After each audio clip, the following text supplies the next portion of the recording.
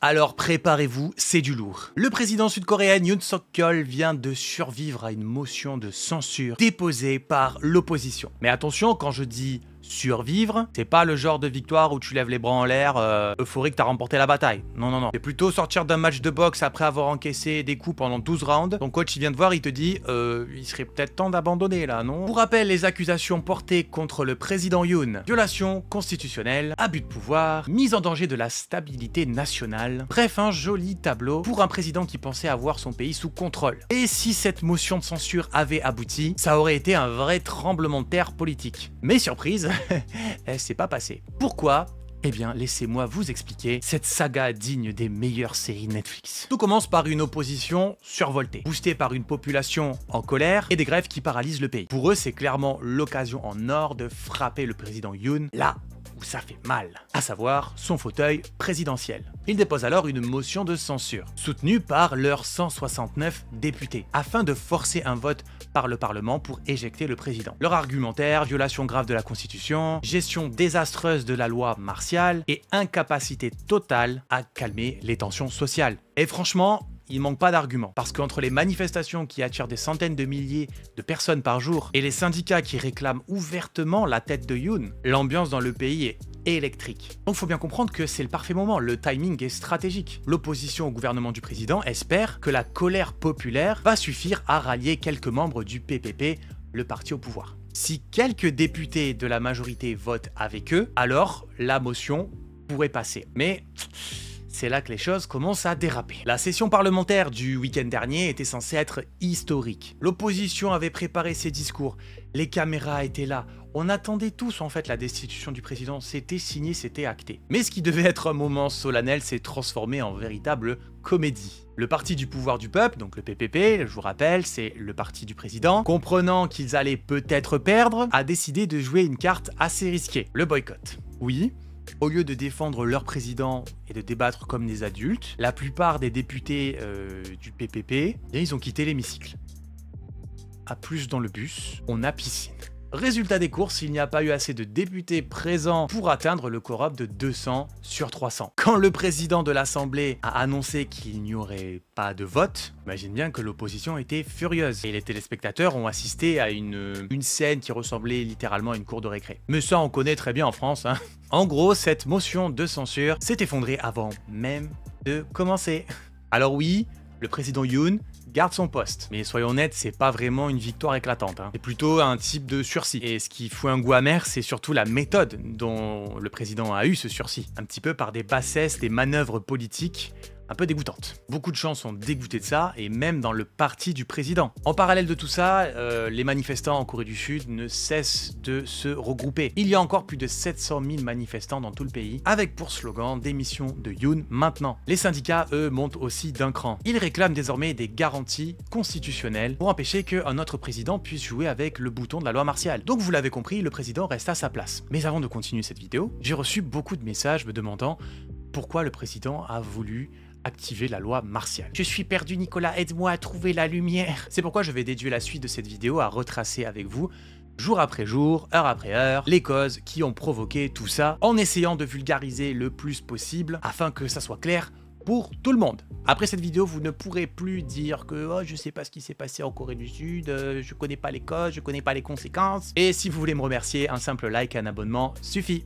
Allez, on y va. Comme je l'avais expliqué dans cette vidéo que je vous mets dans le petit, le 3 décembre à 11h30, le président déclare la loi martiale. Nous sommes maintenant le 4 décembre. Minuit passé, les Sud-Coréens sont sous le choc de cette déclaration. Imagine bien que quand tu as ce genre de loi qui est déclarée dans ton pays, t'as pas envie de dormir, hein. Alors quand on ne dort pas, qu'est-ce qu'on fait? Eh bien pourquoi pas manifester directement dans les rues de Séoul. C'est devant l'Assemblée nationale que les premières manifestations éclatent. Et les députés de l'opposition se mobilisent. Même ceux qui généralement ne sont d'accord sur rien, eh bien là se disent bon ok, là c'est grave, il faut quand même qu'on se mette d'accord. Pour faire une petite comparaison avec la France, c'est comme si le RN et LFI commençaient à se regrouper pour destituer Macron. Voilà. À 1h02 du matin, le Parlement réalise un véritable miracle politique. Un vote à l'unanimité pour annuler cette loi martiale. Oui, même les membres du PPP, donc les membres du parti du président, rejoignent l'opposition. Vous savez que vous êtes allé trop loin quand même vos propres membres vous regardent. Oh, calme-toi là, parce que là ça va pas. Sous une pression écrasante et des appels téléphoniques à répétition, Yoon annonce la levée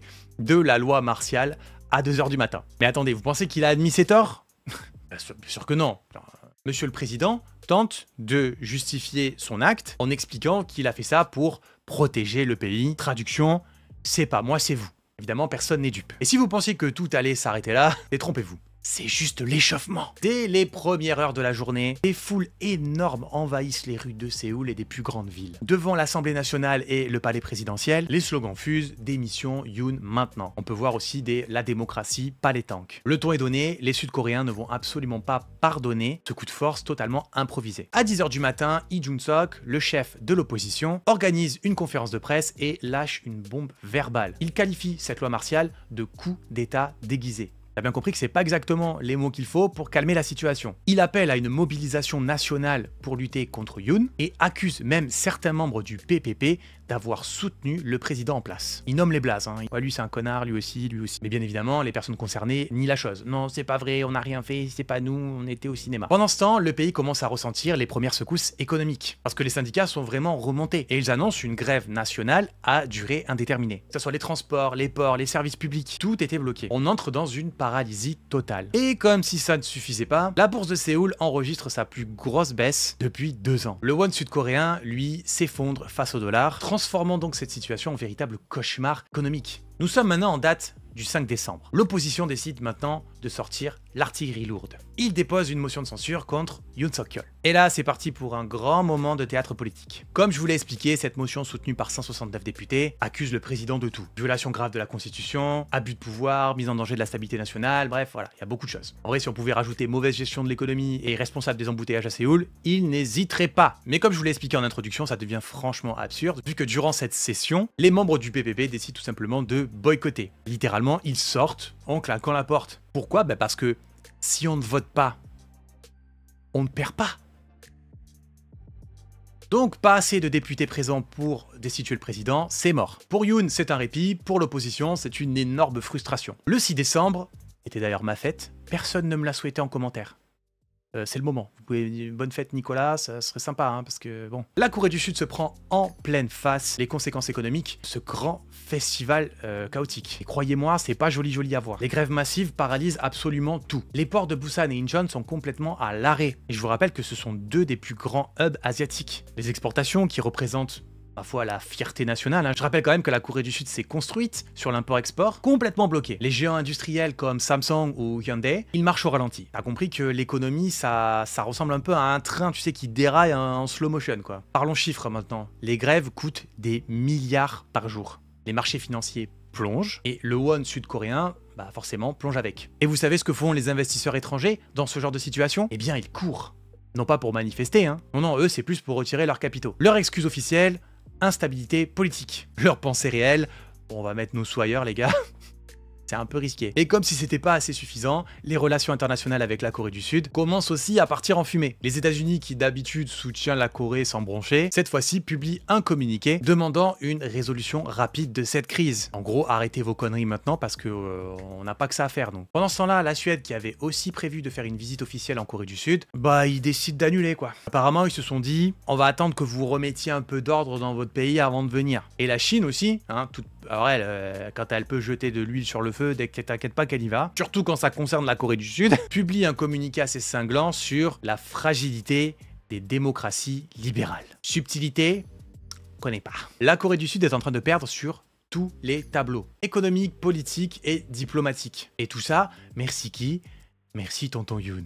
Et comme si le chaos politique, social et économique ne suffisait pas, voici maintenant que l'armée coréenne décide de rajouter une couche. Nous sommes maintenant le 7 décembre et de jolies petites fuites dans la presse révèlent que plusieurs officiers supérieurs de l'armée étaient, disons, pas super fans de la décision de Yoon de déclarer cette loi martiale. Le général Park Han-soo, celui-là même qui avait été nommé commandant en chef lors de ce grand moment de génie qui était la loi martiale, se retrouve quant à lui dans une position délicate. Les fuites indiquent qu'il aurait exprimé des oppositions, des doutes, des réserves, voilà, des réserves sur le plan, mais qu'il aurait quand même suivi les ordres. En gros, chef, je pense que c'est pas une très bonne idée, mais ok, allons-y. Et parce que rien ne peut rester secret bien longtemps, le Parlement convoque alors Park Han-soo pour un petit tête-à-tête. Officiellement, il s'agit d'une convocation, d'un témoignage, voilà, sur son rôle pendant la loi martiale, officieusement, c'est clairement un moyen de faire comprendre que l'armée, qui est censée être un pilier de stabilité, bah, elle est elle aussi dans plein doute. Elle doute vraiment du président au pouvoir. Et ça, faut bien comprendre que pour Yoon, pour le président Yoon, c'est un coup dur. Parce que déjà que les citoyens le supportent plus, si maintenant ses propres militaires qui pensaient être des alliés inflexibles, des alliés des plus fidèles, eux aussi commencent à être dans le doute et à lever le sourcil d'un air un peu sceptique, et quand même ceux qui obéissent par réflexe parce qu'on les a appris à faire ça, eux-mêmes commencent à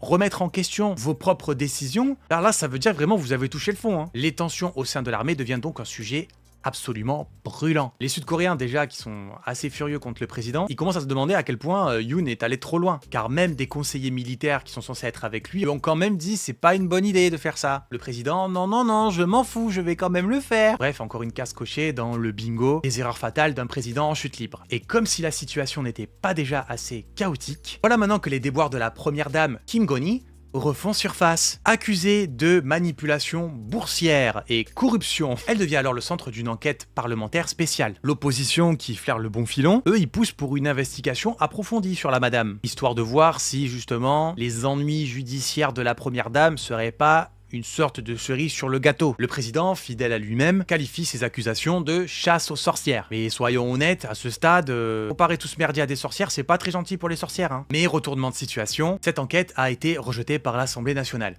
Pourquoi?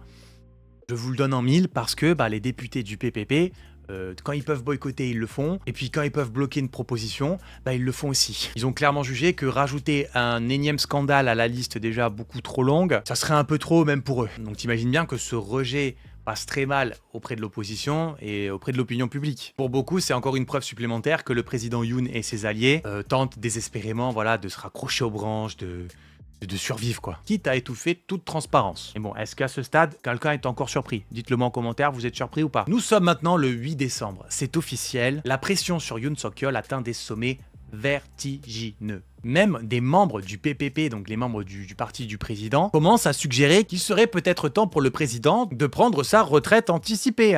C'est dans une interview télé que l'un des membres du PPP lâche la bombe. Pour le bien de la Corée du Sud, le président doit se retirer. Et lorsqu'on pensait avoir le sommet du drama politique, boum, un autre rebondissement. Kim Jong-un, ancien ministre de la Défense et loyal supporter du président Yoon Suk-yeol, enfin jusqu'à ce que ça tourne mal, faut pas déconner, se fait arrêter par le bureau du procureur de Séoul. Oui, arrêté. Pas convoqué pour un café et une petite discussion. Non, menottes et tout le bazar. Les accusations? Avoir activement soutenu et conseillé la déclaration de la loi martiale. En gros, c'est le gars qui aurait dit au président Yoon « Mais oui, chef ». Ça passe crème. Et pour bien montrer qu'il ne rigole absolument pas, les procureurs ont carrément saisi son téléphone portable, sûrement pour y chercher un historique de conversation, avec des trucs du genre « Ouais, t'inquiète, Yoon, c'est une idée de génie. » Ah, et cerise sur le gâteau, pour vous prouver à quel point cette affaire est prise très au sérieux, c'est un groupe spécial de 62 enquêteurs qui a été créé pour faire la lumière sur toute cette affaire. Si vous voulez mon avis, ça fait quand même beaucoup de gens pour savoir qui a pensé que suspendre la démocratie était une bonne idée. Et comme si ça ne suffisait pas, la pression internationale vient s'ajouter à l'équation. Nous sommes maintenant le 9 décembre. Les Nations Unies publient un rapport bien salé. Elles dénoncent l'utilisation totalement disproportionnée de l'armée et appelle à des mesures urgentes pour restaurer pleinement la démocratie. Les ONG de défense des droits de l'homme ne se gênent pas non plus. Elles qualifient cet épisode de loi martiale comme un danger majeur pour la stabilité démocratique mondiale. Oui, mondiale, rien que ça. Parce qu'à ce stade, Yoon ne se bat plus pour sauver son fauteuil de président, mais aussi pour sauver l'image de son pays à l'international. Ah oui, c'est pas qu'une affaire locale le truc. Les États-Unis, l'Union européenne et même des pays asiatiques alliés surveillent tout ça avec des jumelles. Ils envoient des émissaires pour vérifier si cette crise risque de bouleverser la stabilité régionale. Et entre nous, c'est mal parti. Bref, le président Yoon est acculé sur tous les fronts. Politique, économique, social et maintenant diplomatique. Il est en train de perdre à risque sur tous les plateaux. Bon, ça, la génération Z comprendront pas. Et franchement, vu la situation, même ses alliés les plus proches, je pense qu'ils doivent... ils doivent trouver une excuse pour pas répondre au téléphone quand il appelle. Si vous souhaitez que je vous tienne au courant de la suite de cette affaire, un simple abonnement pour recevoir toutes mes nouvelles vidéos suffira. Je vous donne rendez-vous prochainement pour une nouvelle vidéo. D'ici là, portez-vous bien.